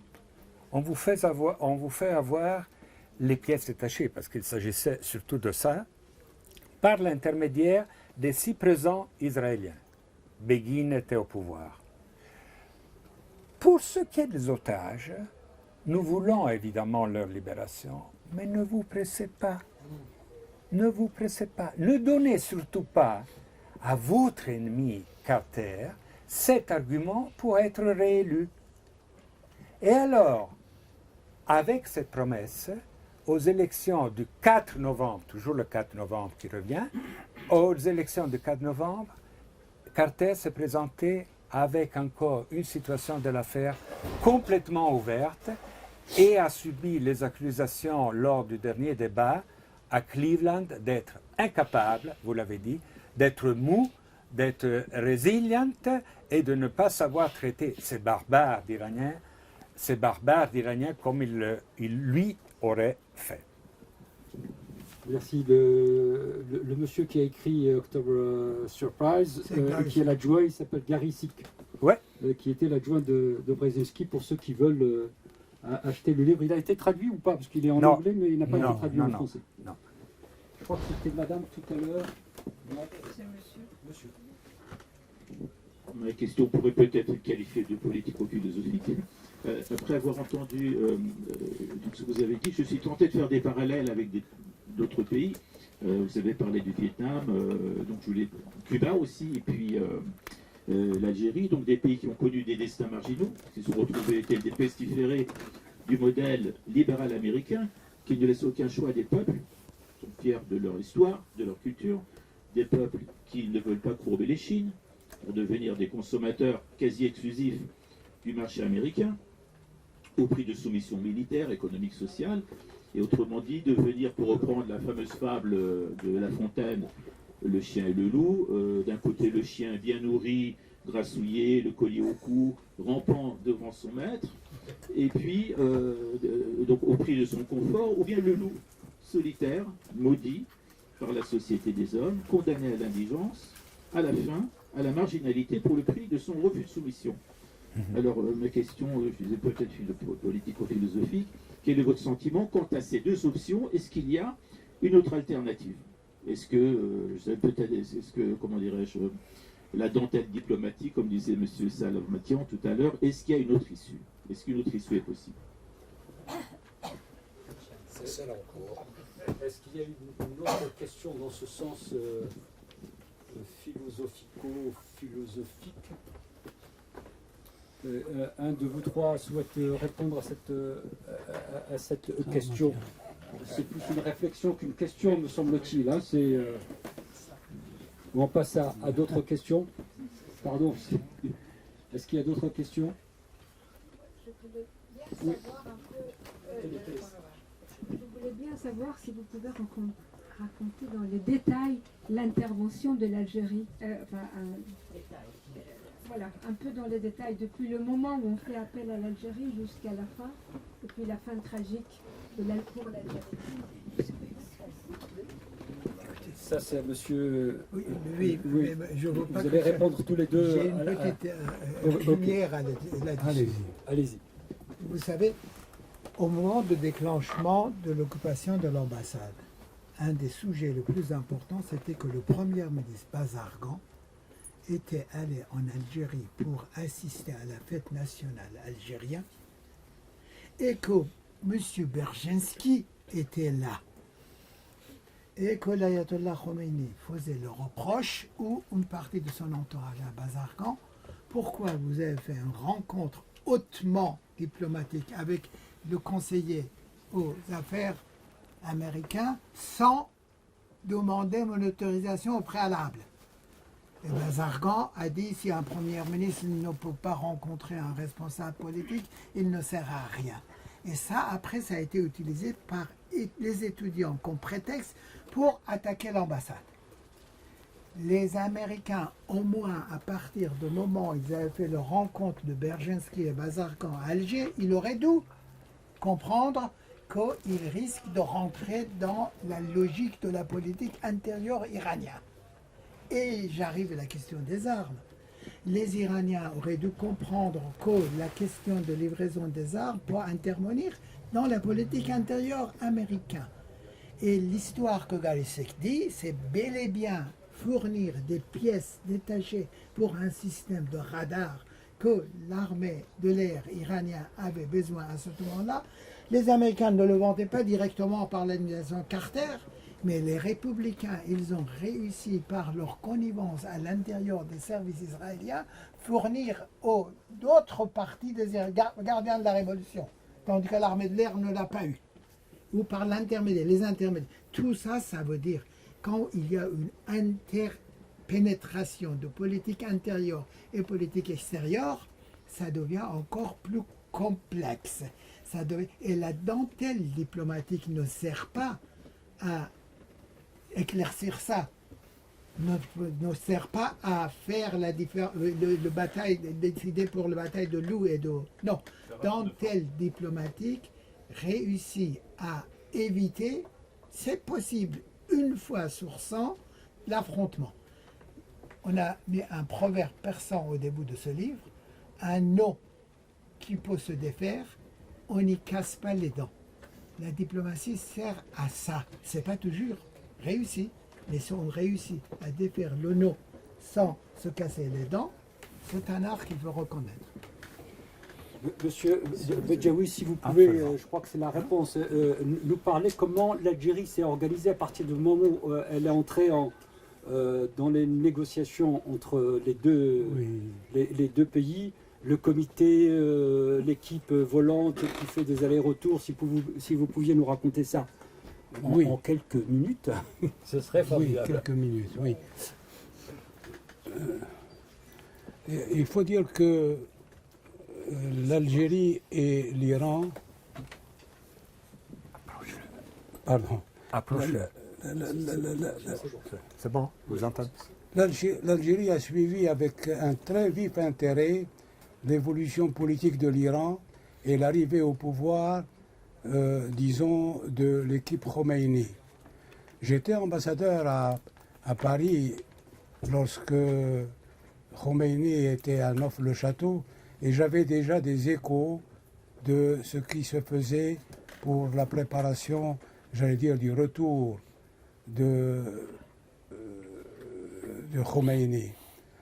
Et lorsque Khomeini a pris le pouvoir contre le Shah, l'Algérie a applaudi et l'Algérie a beaucoup aidé l'Iran pour ses premiers mois, disons, d'activité. Nous avons désigné un grand ambassadeur immédiatement à Téhéran et les relations ont été extrêmement confiantes et cordiales. Ceci est un point très important parce que lorsqu'il s'agira de trouver un intermédiaire, on savait très bien déjà que des deux protagonistes, il fallait surtout convaincre le deuxième parce que le premier l'était déjà. Alors il y a ceci. En 79, le 4 novembre, en 79, quand il y a eu donc l'épisode en question, on n'a pas choisi tout à fait par hasard le représentant des Nations Unies et du Conseil de sécurité qui allait enquêter sur sur l'action passée des 20 ou 30 dernières années des États-Unis en Iran. On m'a choisi et on savait très bien qu'on choisissait un Algérien. Et ce n'était pas un hasard, je ne voudrais pas entrer dans le détail de tout ce qui s'est passé aux Nations Unies. Donc le Conseil de sécurité savait ce qu'il faisait également. Et puis à la fin des fins, les États-Unis se sont rendus compte que le meilleur moyen, ou en tout cas l'un des moyens les moins risqués de sauver les otages, était bien de nommer l'Algérie comme intermédiaire. Voilà ce que je voulais dire. En ce qui concerne les documents, vous avez raison de poser le problème. Mais il ne s'agit pas des 62 volumes. Les 62 volumes, il y avait des documents qui avaient été déjà passés au broyeur. Il y avait des documents qui étaient restés à l'état normal et il était facile pour l'Iran de les publier. Mais je voudrais attirer votre attention sur le fait... Je voudrais attirer votre... Oh, mon Dieu, mon Dieu.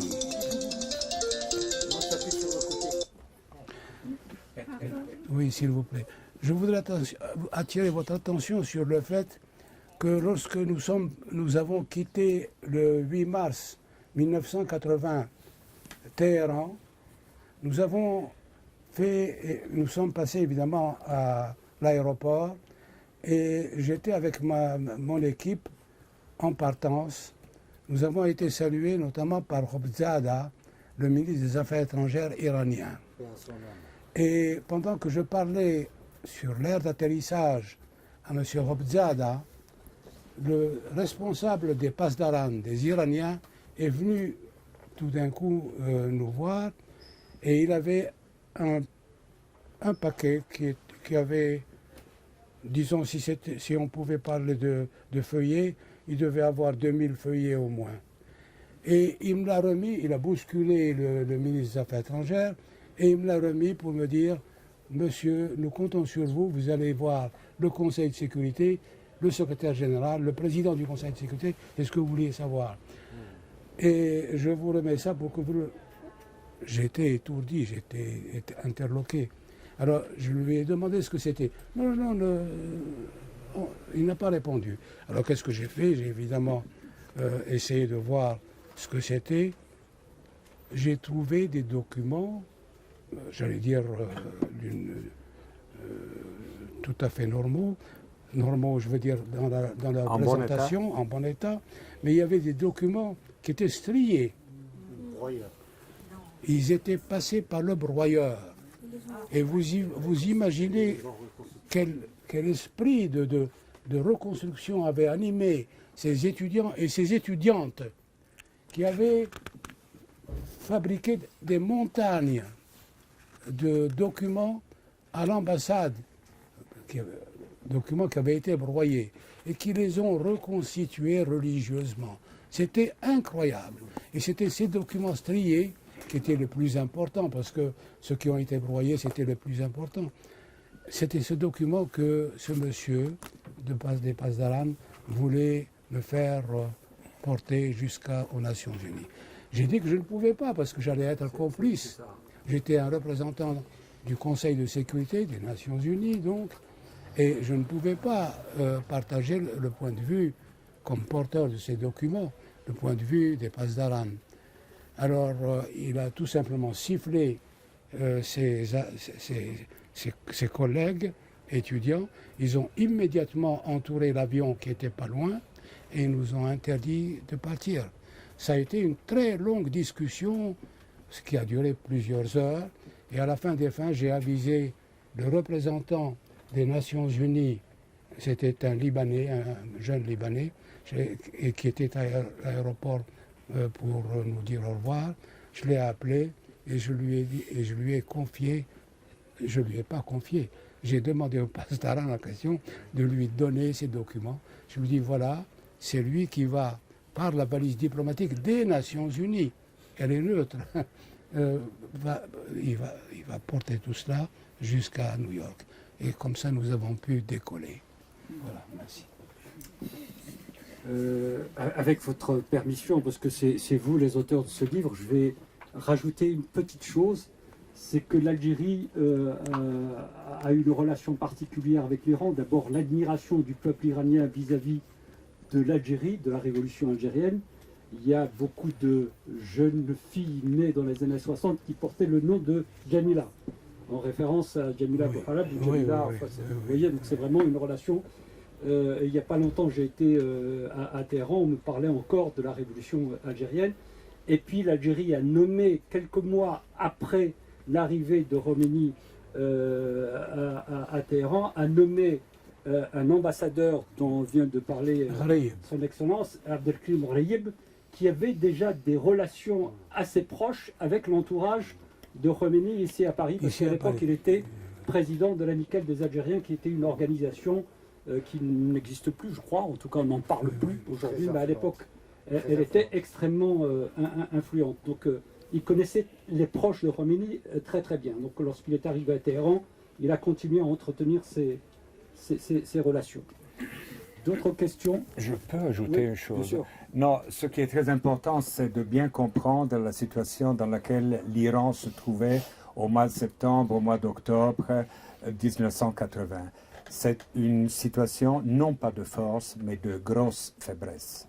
Le premier ministre nommé, donc pas provisoire, M. Rajaï, avait fait un passage aux Nations Unies où on avait présenté une résolution, on avait essayé de présenter une résolution condamnant l'intervention de l'Irak.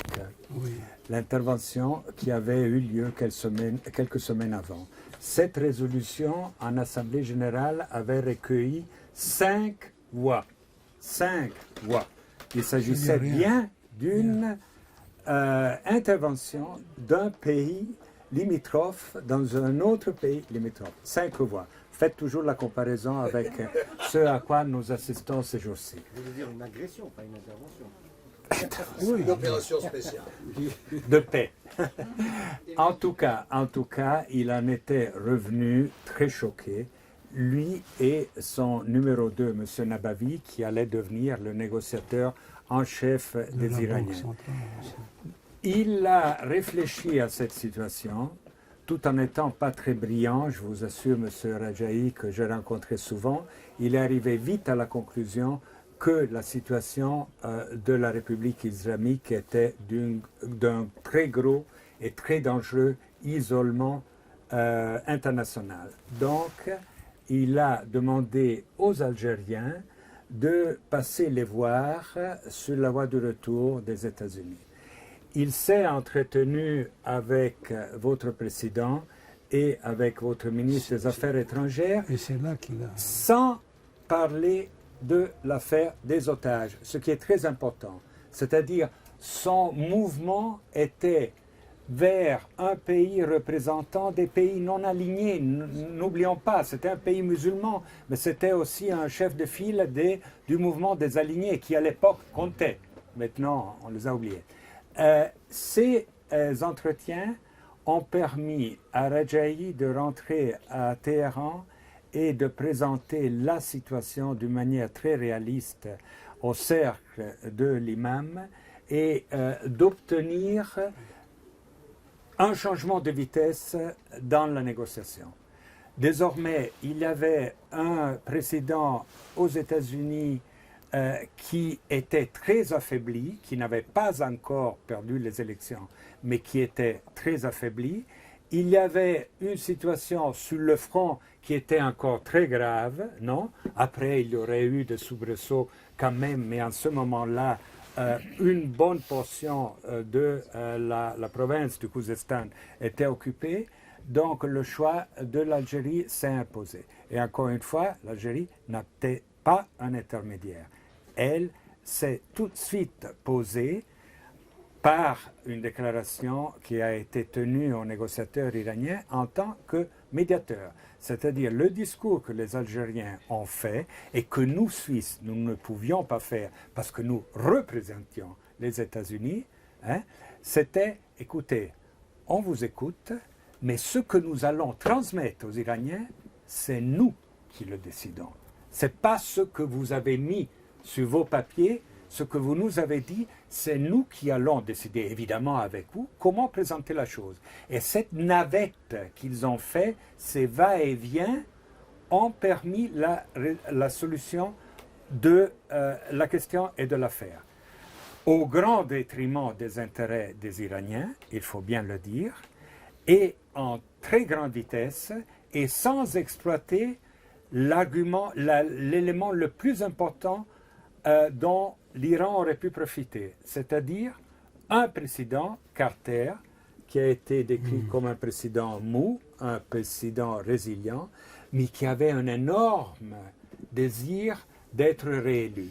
Si ces négociations avaient commencé d'une manière sérieuse en exploitant l'envie de Carter d'être réélu et d'obtenir un résultat, les Iraniens seraient sortis des accords d'Alger beaucoup mieux qu'ils ne l'ont fait. Probablement même avec les armes, sans les obtenir sous la table par les Israéliens. Y a-t-il un lien entre... Pardon. On a abattu l'avion du ministre des Affaires étrangères Ça, c'est lui qui parle. algérien. Pardon. Est-ce que ça a un lien avec cette affaire? Je m'excuse. On ne va pas éclaircir toute l'histoire du Proche-Orient là-dessous. Mais ça, tout ce qui vient d'être dit, la connivence entre le président montant aux États-Unis, Ronald Reagan, et les alliés des étudiants de la ligne de l'imam qui avaient gagné leur coup. Il avait éliminé tous leurs adversaires sur la scène politique iranienne. C'est ce qu'on appelle l'October Surprise. October Surprise. Est-ce que c'était intentionnel ou non? Moi, je suis convaincu que c'est une alliance objective qui s'est créée entre les partis les plus intégristes, militantes, révolutionnaires iraniens et les partis néoconservatisme américains qui faisaient la revanche de Vietnam. Ça, c'est encore les données de terrain. Ce n'est pas la subjectivité des acteurs. D'autres questions? Je pense qu'il veut répondre. Ah oui. Son Excellence. Comment? Vous vouliez répondre à la question qui vient d'être L'avion, j'ai pas entendu. par rapport à... L'avion de Ben Yahya qui a été abattu, est-ce que ça a un lien avec l'affaire de l'Iran? Alors, je raconte quand même le contexte pour ceux qui ne le connaissent pas, vous que vous répondiez, Excellence. C'est que Mohamed Ben Yahya, qui était ministre des Affaires étrangères pendant ces négociations, donc qui était le chef de la délégation algérienne, a servi aussi à un moment donné d'intermédiaire entre l'Iran et l'Irak, et son avion qui partait de Téhéran a été abattu. Qui Et, partait, qui partait de Bagdad. de Bagdad Oui. sur Téhéran. Sur Téhéran a été abattu. Mais abattu, Voilà. Est-ce qu'il y a un lien entre les deux affaires? mais abattu À ma connaissance, ciel, non. dans le le ciel. ciel irakien. Oui. Par les Irakiens. C'était en territoire irakien, oui. Voilà. C'était un missile qui l'a fait abattre, oui. Avec 15 personnes à bord. On va Mais pas raconter je ne peux l'histoire pas- parce que Je n'ai pas est-ce qu'il y a un lien d'informations entre les deux? particulières Oui. pour dire lequel des deux États a fait le coup. Mais mon impression toute personnelle, c'est que c'est l'Irak, malheureusement. Et puis les missiles partent et atteignent leur cible très facilement, comme on l'a vu par Oui, la oui. suite, dans cette région. Ah, je Oui, allez-y. ne sais pas si nous allons terminer maintenant. on va bientôt bon. terminer. Mais avant de terminer, je voudrais dire une chose. Lorsque le 20 janvier, les 52-53 otages avaient été libérés, moyennant l'envoi de 2 avions d'Air Algérie directement d'Alger sur Téhéran, ce sont ces 2 avions donc, qui les ont ramenés, il y a eu, dès le lendemain, un enthousiasme extraordinaire, non pas seulement parmi les dirigeants américains, je dois le signaler, mais également dans tout le peuple américain. Enfin, j'exagère peut-être, mais enfin, disons, dans la population de tous les jours, n'est-ce pas? Et ce que j'ai constaté, j'étais à ce moment-là à New York comme ambassadeur, ce que j'ai constaté en arrivant à mon bureau le lendemain de la libération des otages, j'ai constaté simplement que la mission permanente d'Algérie, l'ambassade d'Algérie, n'était plus la même. Elle était couverte de fleurs jaunes. C'était chez les Américains, c'est la fleur jaune qui correspond un peu à la rose rouge ici. Il y avait eu véritablement un déluge de gestes de ce genre-là, aussi bien à New York, et je l'ai vécu, qu'à Washington, à l'ambassade également. Et je dois ajouter autre chose, c'est que tous les ans, depuis 1981, l'ambassade des États-Unis à Alger va présenter ses salutations à la famille de feu Ben Yahya Mohamed et va même jusqu'à son village d'origine pour saluer la famille en question. Les États-Unis, le peuple des États-Unis conserve vraiment un souvenir très touchant de ce que l'Algérie a fait. Je voudrais vous signaler également que à ma mission à New York, à l'ambassade donc d'Algérie à New York, j'ai reçu plusieurs dizaines de milliers de lettres de petits-enfants des écoles des États-Unis. C'était, je vous ai apporté quelques exemples, c'était des photocopies que j'ai faites, mais je dis des dizaines de milliers. Nous n'avons pas pu pendant les premiers jours ouvrir tout le courrier parce que c'était vraiment trop. Voilà, je crois que c'est ça. C'est très émouvant. Ce sont des documents comme ça. Vous pouvez les... Voilà. C'est daté du 21 d'ailleurs. Il y en a qui mettaient simplement le drapeau algérien. Ou simplement il y avait des officiels ou même des citoyens ordinaires? Non, les enfants. Ah bon. Ça a été un message probablement de l'autorité de l'éducation, quoi, qui a requis les professeurs ou les instituteurs pour intéresser et motiver ces enfants. Alors, je vous dis, des dizaines de milliers, peut-être des millions. Nous n'avons pas pu tout ouvrir d'ailleurs pendant les premières semaines. Voici c'est quelques exemples comme ça. C'était extrêmement touchant, extrêmement touchant. Bon, j'en ai ici un paquet d'une quarantaine, mais c'est rien du tout. Les otages ont été... On peut les garder ou on peut les donner? Moi, c'est des photocopies. Hein, bon. Les otages ont été transportés dans des avions d'Air Algérie, Oui. mais celui qui a certifié que ces otages ont été libérés et qui a eu quelques angoisses parce qu'à un moment donné, il n'arrivait pas à avoir le chiffre de 52, il a fait signer chaque otage sur un papier pour certifier leur libération. C'est Flavio qui était dans l'avion d'Air Algérie et qui les comptait un par un. Je ne sais pas si tu peux raconter ce moment d'angoisse pour vous. Non, le moment d'angoisse était dû au fait que après que l'idée m'était venue, que mon rôle était quand même, notre rôle était quand même très important, parce que nous étions en train de recevoir un paquet représentant 52 otages pour lesquels on était presque arrivé à un conflit entre superpuissances dans la région du Moyen-Orient. Il valait mieux que je m'assure que ce soit les bonnes personnes, qu'il s'agisse bien de bonnes personnes. Alors j'ai demandé à une hôtesse d'Algérie si elle avait un papier. Moi je m'étais présenté évidemment, ne sachant pas que j'allais recevoir ce jour-là, en ce moment, ce paquet.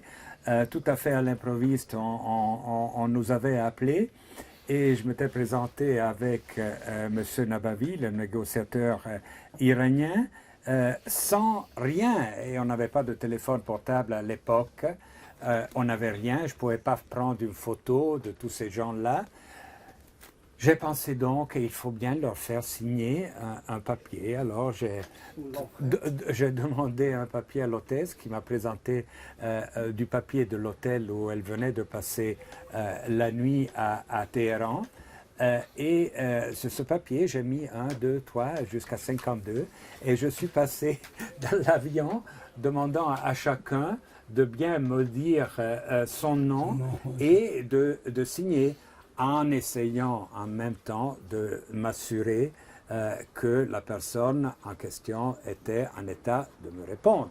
Parce qu'il y en avait qui étaient manifestement sous le choc, épuisés, perturbé dans leur compréhension de la situation. En tout cas, chacun m'a signé, je suis arrivé à la fin de ma liste et j'en avais 51, non pas 50. Alors, vous imaginez, non? D'autre part, les Iraniens, pour les raisons que monsieur a indiquées, là, monsieur iranien là tout au fond, les Iraniens avaient une idée très précise du moment où le passage devait avoir lieu. Et c'était dans le no man's president, no precedent land, il faudrait l'appeler, entre Carter et Reagan, c'est-à-dire à 12 heures pile, heure locale de Washington. Le moment du passage entre les deux présidents, afin de ne pas donner satisfaction à Carter, qu'il détestait, gros chapitre de comprendre pourquoi il détestait tellement Carter, qui en fin de compte leur avait fait beaucoup moins de mal que ses prédécesseurs, pensant seulement à Nixon avec Kissinger, non? Deuxième question, et pour ne pas donner au nouveau président la possibilité de dire « maintenant je recommence tout, hein? Je ne tiens pas compte du papier signé par mon prédécesseur, faisant ce que M. Trump a fait par la suite avec l'Iran. Ce qui fait que les Iraniens montaient tout le temps dans l'avion qui n'était plus leur affaire, en me disant « mais t'as terminé ?» Moi je le disais « oui, il me manque le 52e et ce n'est pas une affaire que je peux traiter comme ça, en me disant « bon, 51 sur 52, ça suffit, non ?» Non. Alors, j'ai commencé à le chercher, ce 52e, partout, même dans les toilettes. Parce que, compte tenu de la situation, il se peut aussi qu'il ait eu besoin d'aller aux toilettes. Non, on ne le trouvait pas. Alors je regardais cette liste, je me disais, c'est pas possible. Et j'ai enfin découvert qu'un de ces otages avait signé sous le nom d'un autre. C'est-à-dire, le 24e était double otage. Non? Une fois la chose résolue, j'ai pu dire, oui, vous pouvez décoller. Mais l'affaire a eu des répercussions. Parce qu'en effet, ce retard pris, primo, par l'idée prise, par l'initiative prise par ce qui a été décrit par la suite comme « that meticulous Swiss diplomat ». Non, comment ne pas être meticulous dans cette situation-là? Bon, primo, l'initiative. Deuxièmement, le retard dû à la recherche du 52e a fait que l'avion est parti avec 34 minutes de retard. Ce qui a empêché aux Iraniens de se dire on a centré l'objectif, on ne les a pas remis à Carter ni à Reagan. Ils les ont bien remis à M. Reagan. Avoue que c'est un complot. Obligatoirement, parce que vous n'avez pas fait ça en tant que représentant de l'ambassade suisse, mais plutôt en tant que représentant des Américains. Ce travail-là Puisque l'ambassade suisse représentait les intérêts Mais nous représentions aussi l'Afrique du Sud, Israël, etc. On avait plusieurs... Est-ce qu'il y a eu une ou deux dernières questions rapidement, sinon on va conclure, parce qu'après, il y a un moment de signature. Alors, pour conclure, j'ai une question à vous poser à vous trois, si c'est possible de faire une réponse courte. Cette affaire qui aurait pu avoir une déflagration sur l'ensemble de la région et peut-être mondiale, quelles sont les conséquences de cette affaire, de cette prise d'otage, même si elle a été résolue diplomatiquement et qu'ils ont été libérés et que quelques avoirs ont été rendus aux Iraniens? Est-ce que 40 ans après, on sent encore cette affaire qui pèse sur les relations entre l'Iran et les États-Unis et dans la région du Moyen-Orient? On commence peut-être par M. Salamatian, parce qu'il a levé son doigt comme... Vous avez vu la difficulté entre 51e et 52e. Mais l'affaire des otages a pris en otage la nation iranienne. la nation iranienne et son processus démocratique est encore otage de l'affaire des otages. Le despotisme qui s'est installé en Iran, en partie, est issu de l'affaire des otages. La guerre d'Iran-l'Irak qui a duré 8 ans, c'est à cause de l'affaire des otages. Donc l'affaire des otages a eu des conséquences, a encore des conséquences dans la région du Moyen-Orient et surtout pour 80 millions d'Iraniens qui en souffrent. Bravo, oui. Moi, j'en vois deux de conséquences importantes sur le plan diplomatique. L'affaire des otages, par ses différents aspects, a entamé sérieusement la confiance des pays de la région en leur allié, la superpuissance américaine. Il y a eu des séquestrations, des avoirs aux États-Unis. Il y a eu des séquestrations des avoirs de la famille du Shah. Imaginez combien de dictateurs ressemblant au Shah ont leurs avoirs aux États-Unis. Illégalement ou légalement. En tout cas, ce qui importe, c'est que ça leur a fait comprendre qu'ils étaient sous l'éventuelle menace d'un gel de leurs avoirs. Il y a eu en général une confirmation que les États-Unis s'en fichaient pas mal de l'intégrité territoriale des pays de la région, pourvu qu'ils puissent affirmer leur position. Et lorsqu'ils ont fait l'attaque sur Tabas, par exemple, ils sont passés au moins par 2 pays sans les prévenir.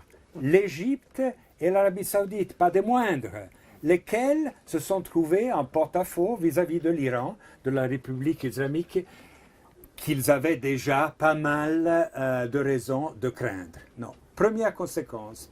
Donc, à partir de là, et on peut penser à ce qui est arrivé par la suite, les Houthis qui ont bombardé des installations pétrolières il y a 1 an en Arabie Saoudite, et tout ce que cette affaire a entraîné. Mais la deuxième affaire, et ça concerne l'Iran, c'est que ça a donné à l'Iran, et on en voit les conséquences jusqu'à hier, l'idée de pratiquer la diplomatie des otages. La diplomatie des otages a commencé avec les 52 otages américains. Ce que l'Iran est en train de faire avec la France en ce moment-ci, mais qu'il fait avec n'importe quel pays. Je crois que la Suisse est un des seuls qui a pu s'épargner ça. Mais c'est l'idée que les Pasdaran surtout ont maintenant que les otages étaient la meilleure monnaie d'échange pour pratiquer une politique de force pour contrecarrer l'offensive générale de laquelle ils se sentent victimes en ce moment. Pratique courante aujourd'hui. Pratique courante. Monsieur Bedjaoui, à vous le dernier mot sur les conséquences. Hein. Oui. Non, mon sentiment personnel est que les choses n'ont guère changé malheureusement après le 20 janvier 1981. Les relations entre les États-Unis et l'Iran restent exécrables, je crois. Mais la situation a même empiré dans l'ensemble de la région parce qu'il faut quitter un moment l'Iran pour aller un peu plus loin vers l'Afghanistan où les États-Unis se sont dépensés d'une façon absolument folle pendant des décennies et dans tout le reste de cette région-là. Donc on n'a pas tiré véritablement les bonnes conclusions de cette affaire des otages américains de 1980. Merci à tous.